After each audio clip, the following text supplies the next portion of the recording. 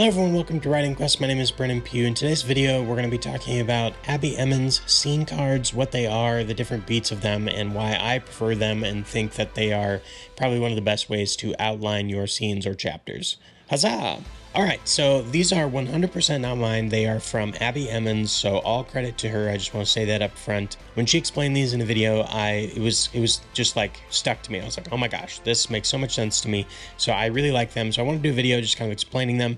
I've talked about them in the context of my Notion templates because I've built them into my Notion templates, but I wanted to just kind of talk about them and what they are, because you don't have to use them in Notion. You can use them in pretty much anything. They have 6 different parts, and I'm going to go through each one. So here we go. The first one is the setup. The setup is basically the beginning of the scene. It's kind of like the opening hook, inciting incident type of thing, but essentially it's if it's the first most of the time it's going to probably feed off of what came before it. But if it's the beginning of a book, if it's going to, or the beginning of a new section or a new character point of view, it starts from the beginning with the character. So setting up like where they are in the scene, where they are personally as a character. It's going to set up a lot of those kinds of details, just kind of orienting the reader to the scene. If this is like, say you wrote chapter 1, now you're writing chapter 2, obviously the events of chapter 1 are going to inform the setup of chapter 2. It's just a nice way to kind of feed in from where you were before. You give kind of the details of just the setting, the description, what characters are there, all those kinds of things. The best way to think about it is the setup is orienting the reader to where the character is and what is happening around them at the beginning of the scene or chapter. Next, we go into the tension. The tension is basically kind of like the buildup of Act 1, where things just start happening. So you know where they started in the setup, and now you have the tension, which is the different events and external and internal things that start happening to your character in the scene, or that your character does, that start creating friction and tension with all the other characters in the story. So you can, this could be a lot of things, or it could be very subtle things, but it's that slowly building of the tension. We have to go into the next part, which is the crossroads. So you started them where they were in a zone of comfort. If you talk about the Dan Harmon story circle, which I've talked about a few times recently. So they were in a place at the beginning of it with the setup, and then you have the tension, which builds and builds and builds and adds friction to everything that they're doing and wanting to do. And then that brings them to a crossroads, to a decision they have to kind of, they've got 2 opposing sides or 3 or 4, like they're not sure what to do. There's some kind of decision that has to be made, because they're at this point of like, I can't keep doing what I was doing. I have to either go this way or that way, and I have to figure out what that is. Otherwise, I'm going to be stuck in the story. Finally, that leaves to where they have to make the decision. So the decision gets made, whether it's good or bad, ugly, whatever it is, whether they go left or right, whether they go up or down. They have all that tension that's informing where they are in the crossroads.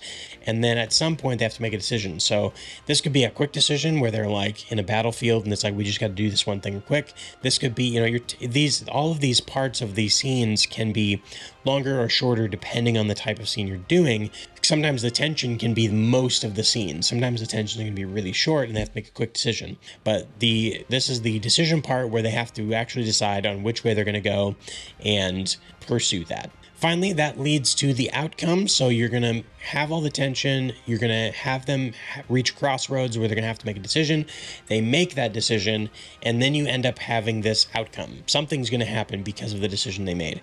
Good or bad, something's going to happen. And obviously, depending on where you are in your story, whether you're in kind of the game-changing midpoint, whether you're towards the end, whether you're at the beginning, whatever it is, the outcome is going to inform the next scene and the next setup. So they've done all these things, they've come to a crossroads, they make the decision, and then the outcome, whatever that may be, whether it's good or bad, is kind of the fruit, the whatever, that's what the scene produces. So from everything that you've done, the outcome is what gets produced, which then informs the next part, which is the new question. This is the final part of the scene card.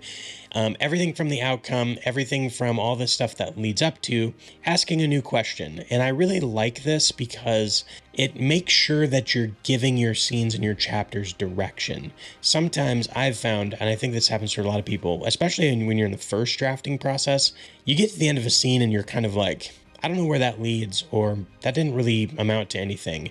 But by outlining this way and by thinking this way and knowing you have to have that new question at the end really sets things up nicely for being able to give everything in your story momentum. And that's what we really need, because if the reader doesn't feel momentum, if they don't feel connected to the characters and feel like it's going somewhere, then they're not gonna be interested. If it's just like, oh, we're just hanging out, nothing's really happening, like it's not provoking any thoughts or questions, then they're not gonna wanna read it. So I really like how it wraps up with the new question, because it forces you to be like, if I don't arrive at a new question, then I probably haven't outlined this scene correctly. That's it for this episode of Writing Quest. Thank you so much for watching. I hope this was helpful to you. Definitely go check out Abbie Emmons' channel. I'm sure a lot of you have already heard of her. Her channel is huge, and she has great advice. I really like watching her stuff. It's where I've kind of picked up a lot of the things that I'm doing, among other writers' channels, but I do really like hers. And so I really like how this scene card idea works. And so I hope that you use it.